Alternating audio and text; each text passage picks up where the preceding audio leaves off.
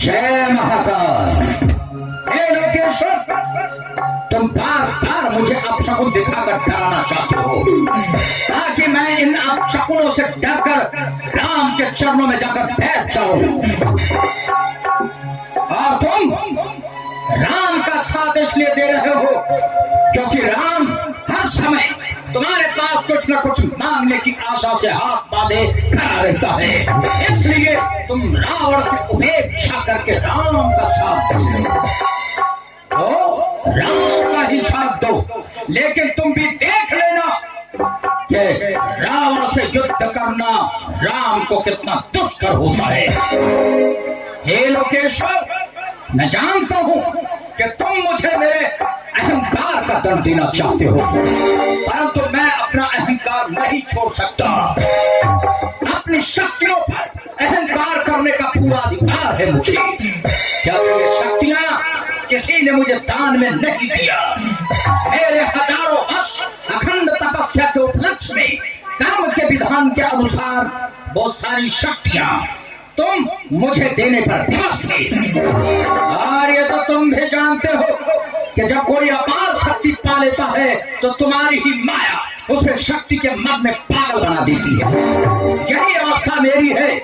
मैंने शक्तियां पाई, उसी पर अभिमान किया और माना, उसी अभिमान के कारण मैंने लोगों पर अत्याचार भी किया। क्या बुरा किया?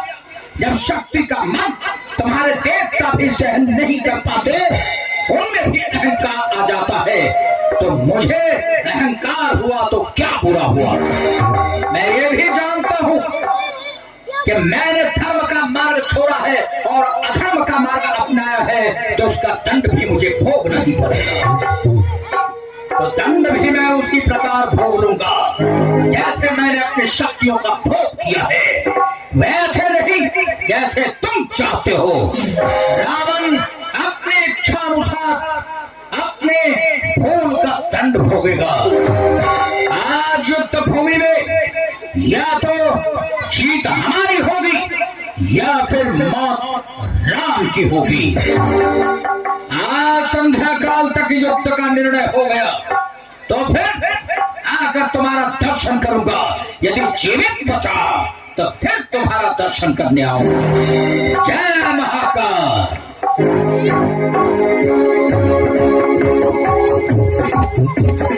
मेरे लंका के शूरवीरों, आज हमारा अंतिम और निर्णायक युद्ध है, इसलिए ये मेरी घोषणा है। जैसे मृत्यु से डर लगता है, तो मृत्यु से भयभीत हैं, वो इसी क्षण हमारी सेना से अलग हो जाएं। इस समय जो अपने घर लौट जाएंगे, हम उसे जीवित छोड़ देंगे। याद रहे, युद्ध भूमि में जाने के बाद शत्रु को पीठ दिखाकर भागने वालों के लिए लंका में कोई स्थान नहीं है। यदि शत्रु को युद्ध में जाने के बाद पीठ दिखाने की कोशिश की, तो मैं उसे अपने हाथों से मार डालूंगा। इसलिए जो अपने देश के सम्मान के लिए, अपने स्वाभिमान और राजा के गुमान के लिए लड़ते हुए मृत्यु से नहीं डरते हैं, वही हमारे साथ चले, और जिसे मरने का भय सता रहा है वो वापस लौट जाए।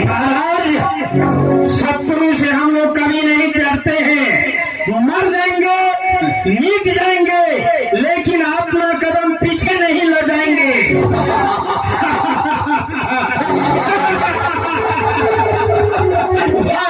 जी वीर भाकुरो, जी महाराज, हम लोगों के इसी हिम्मत और ताकत के कारण तीनों लोगों ने आज अपने विजय के झंडे गाड़े हैं। कोई भी हमारी शक्ति से टकराने का दुस्साहस नहीं कर सकता। लेकिन ये नर और भारत आकर लंका में उत्पात मचाया है, तो आज अपने पूरे जोश और पूरी शक्ति के साथ उस पर आक्रमण करो। एक एक की हस्ती मिटा दो, वीर गति को प्राप्त हो जाओ। युद्ध का बिगुल बजाओ, रणभेरी बजाओ और डंके की चोट पर शत्रु से फिर